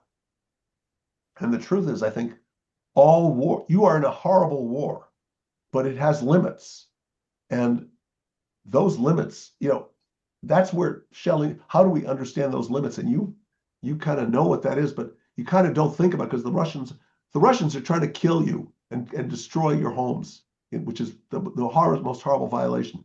And Ukrainians are blowing stuff up in Russia and killing Russian soldiers. And that's always the violence. So it sounds like all limits are off, but they're not. There are things that each side is not doing. I wonder about that that Kerch Bridge, for example. And there's understandings. You're going to refrain from this. If we did that, you might do this. And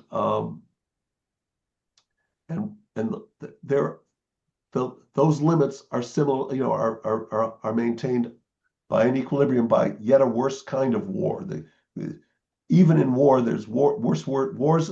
There's bad wars and worse wars, and the full-scale war is still not as bad as it could be, that restrains both sides. But it only restrains both sides to the extent that both sides recognize it. And I think we are in an equilibrium where the Russians using any of their nuclear weapons is something that I do believe that in the Pentagon and in European military circles, there are elaborate plans for what to do if the Russians were to use nuclear weapons against Ukraine in any way.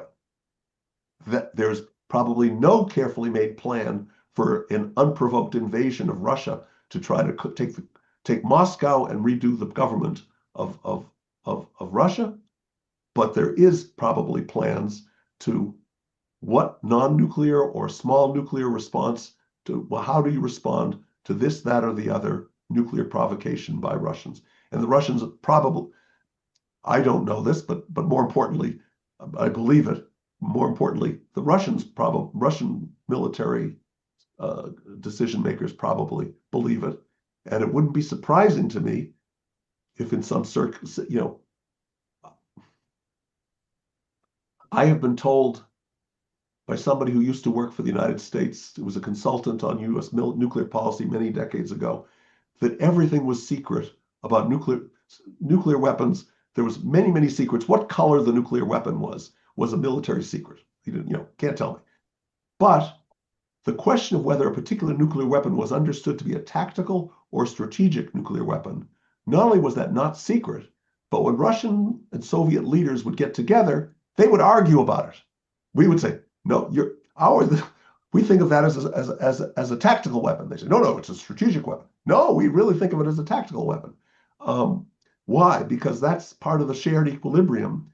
If we got into a war, what are we trying to do? We're trying to get all the weapons that we're good at to be understood as tactical weapons, and all the weapons that you're good at are understood as strategic, so that in case we get into a war where we start using a lower level, quote, tactical nuclear weapon, a horrible scenario, but we'd like to keep it. There would be then a new limit, a new line, and we need both sides. Both sides need in advance to have a shared agreement as to what are the tactical weapons, so that a use of a tactical weapon will provoke other tactical weapons, but not necessarily a strategic weapon, until the strategic weapons are used, and then the strategic weapons can be used against each other. So that's shared, and it's not going to be we'll tell you what its color is, but we'll tell you that in our planning documents that are also secret, we call it tactical. No, you're a liar. It's not. Anyway, sorry. May I add a short comment to Please. this? Yes, please. Because I think what is the weakness of game theory models about the situation is because we consider two symmetric players, And of course, in this game, we can talk about Russia or US, but as long as Ukraine is not a partner, so it's not under umbrella of the US with a credible promise, right? This doesn't really prevent Russia from using nuclear weapons against, not against US, but against another country, which is not official partner of the US. So there's still a different kind of risk. Well, actually, that's actually, I think, recognizable common knowledge that if you use nuclear weapon against any non-nuclear country, it's a reason to launch nuclear weapon on you. So it's a part of it's a part of doctrine. Of Trump? No, of international. I don't know. Yeah, Trump is another story. You can make any doctrines, but you need to apply them, and you have Trump. So yeah. Our current president of the United States is clearly. I would have pretty good confidence that any previous president would be largely bound by the beliefs of the professional military staff on strategic policy. For this president, all bets are off about that. And that makes it, by the way, I think that makes him in some ways a weaker president because his promises and threats are less credible because it's harder to predict. It's easier to predict what a long-term, he doesn't have a long-term reputation the same way as the military professionals did as a group. Besides the fact that he said things that he makes threats and then doesn't carry them out sometimes, frequently. The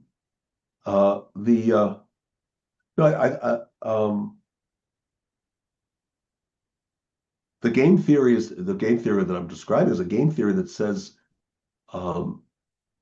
in games with multiple equilibria, if it is commonly perceived that we're going to behave in a particular strategic way, and strategies get very complicated because they're conditional, how do we respond to different conditionalities? Then it's telling us that much of the action is coming from the shared perceptions.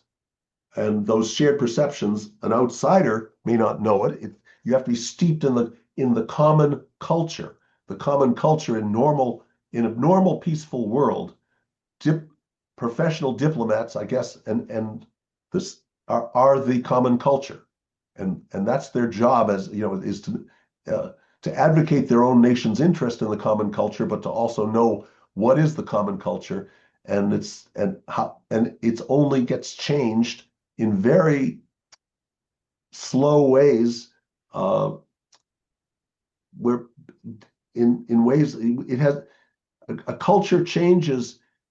Any culture that is successful has leaders who can then change the culture in some ways. Japan had a culture where they were, and the United States around in the 1850s upset by the Tokugawa shogunate was upset by it was a social equilibrium that was upset by an invasion of American gunboats. And they realized they had to respond, and certain recognized leaders, actually the most recognized leader was the Tokugawa shogun, but he didn't respond the way that people thought was effective. And the emperor, which was normally of no importance, allows himself to be used by certain rebels to remake the social equilibrium in Japan that's going to totally change the way it operates. But because the emperor personally is a symbol,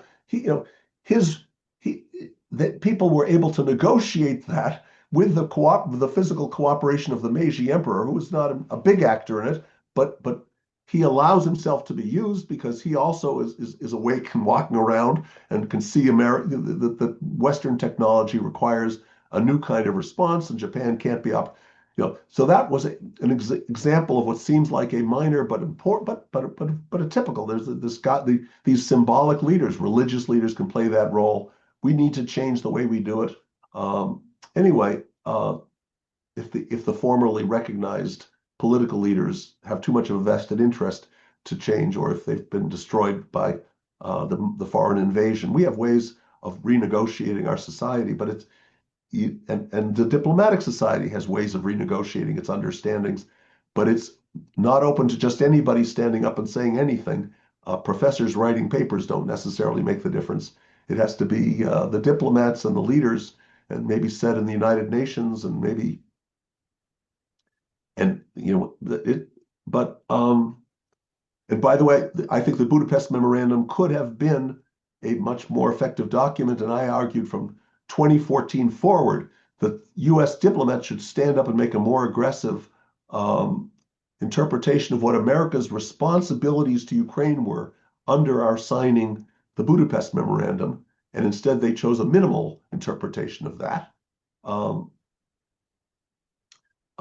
And I thought it was in America's interest to say, if we don't help Ukraine in this tangible way, actually what I was arguing was the assistance that was given should have been given under the Budapest Memorandum, and say, you see, we're doing this because of the Budapest Memorandum, instead of saying we're doing this because Russia's done a bad thing. And because then we want to create expectations that if we don't help Ukraine in this situation of 2014, that our other allies won't trust us anymore. We certainly wanted, and the diplomats' instinct was, no, let's. If you read the words carefully, they don't say we really need to do anything in this situation. It was the Russians who were violating their signed word, but not us, and we don't have to do anything. That's. But now it's too late to reinterpret that document, I guess. But as the last few days before the invasion, I wrote out another memo. It's still on my webpage, of how I wanted diplomats in February 2022, just before the full-scale invasion was, how they wanted them to announce that the President of the United States was bound by the Budapest Memorandum. And why did I want him to be bound by the Budapest Memorandum? Because there's no way that Putin could say, look, the Americans are trying to set up an aggression against, are helping the Ukrainians in a way that justifies our invasion because it's part of a NATO plot to invade us. Say, no, the Budapest Memorandum was, we're trying to stop nuclear proliferation so that the Russian Federation can have a regional nuclear monopoly in the territory of the former Soviet Union. And we want Russia to have a regional nuclear monopoly because it's more stable, but that involves certain promises. And if we don't keep those promises to Ukraine, then the whole non-proliferation deterrence system will break down. Therefore, we must help Ukraine defend itself against an obvious invasion across its border. That's, they could have interpreted that document that way, and basing it on that document would have made it more difficult for Putin to tell his people that he was defending them, because the Budapest Memorandum is a pro-Russian document, not an anti-Russian document. NATO membership is not a when in 2008, when George W. Bush had NATO say, we look forward to Ukraine joining NATO, that could be interpreted as aggression against Russia. But the 1994 Budapest Memorandum could not be so interpreted. And that, to me, anyway, sorry. Yeah. Ultimately, I want to draw Ukraine's dependence.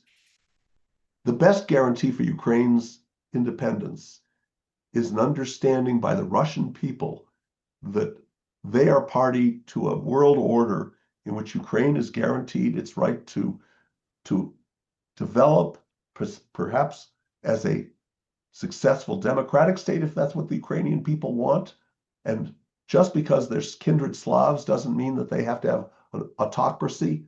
If they're similar to the great Russian people, what the great Russian people are submitting to, Ukrainian people can be Slavs who have democracy, and that's okay. And but the Russian people need to understand that they are part of a world order in which the defense, one of the legitimate rights that people have is the right of the Ukrainian people to develop politically as they choose, and any violation of that would be a violation of our whole social order, and we Russians will suffer from that. Therefore, we should respect that.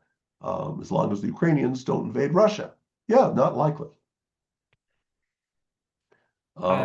Yeah, I yeah. think that Yes. the only Yeah. possibility it can be true only after Russia defeat. I mean, when the Yes. economy crashes and because that's the way how empires die and new republics are born. The problem is, as I say, it has to be common knowledge, and war propaganda. One can certainly make the argument that the Russian war machine has already been defeated. That's not to say that in some future say that they might be more successful, but if the war drags on as is obviously a sad possibility, but at this point, the Russian war machine has been defeated at one level, not at another. They haven't been forced to retreat, not for a while, not since 2020, 2023. The campaign, there has been a massive retreat, but there hasn't been or since the Kursk invasion. But there has been a certain defeat but the question is it recognized? Do the Russian people think their war machine has been defeated? No, they don't think that. Obviously, probably. It has to be common knowledge. They have to believe it, and then Ukraine can have confidence that they understand it, and so maybe more. The way to get them to understand it is to have more conspicuous, salient defeat. And it is a sad truth that every Russian soldier who is seriously injured or killed, that human suffering is part of sending a message to the Russian people. You are not, your army is being defeated, and that's the horrible logic of war. And we really want to get to a better equilibrium. The 3-3 equilibrium, not the 2-2 equilibrium, except it's much worse than that. It's a terrible equilibrium, but it is anyway. Okay. Thank you. Yeah. Thank you, Roger, for your presentation. It was generous. Let me say, just one. I think the subtext, the multiple equilibrium gets us from individual rational behavior, which is not true. People make mistakes. I make mistakes. Everybody makes mistakes, or is fooled, and we don't share it. It refocuses on what are the shared understandings. And an understanding, you'd like me to understand my weakness, and to some extent I do understand my weakness, so that's true. But if I don't understand it, we've got a problem. And how do we get to shared understanding is critical. And social life, international order when it's at peace, is about shared understandings. And getting from war to peace involves rebuilding shared understandings, and that's a terrible thought because but it tells you if the goal is to get peace with Russia, the goal certainly is not to destroy Russia, and therefore the goal ultimately is to be Ukraine and Russia to be at peace together, not necessarily friendly peace, but a peace, and that means the negotiation of that peace is the negotiation of a new shared understanding. That really follows from the whole questions of Schelling's analysis of multiple equilibria, and I believe there's some truth to that. That in thinking about it in that way is one of several useful ways of thinking about it. Thank you. Okay. Sorry Yeah. again Thank for you. oversleeping. Thank you. Yeah, that's good. Please, recover and be healthy and return to Ukraine next year. Oh, I hope so. Maybe. Yes, I want that so much. Bye. Bye.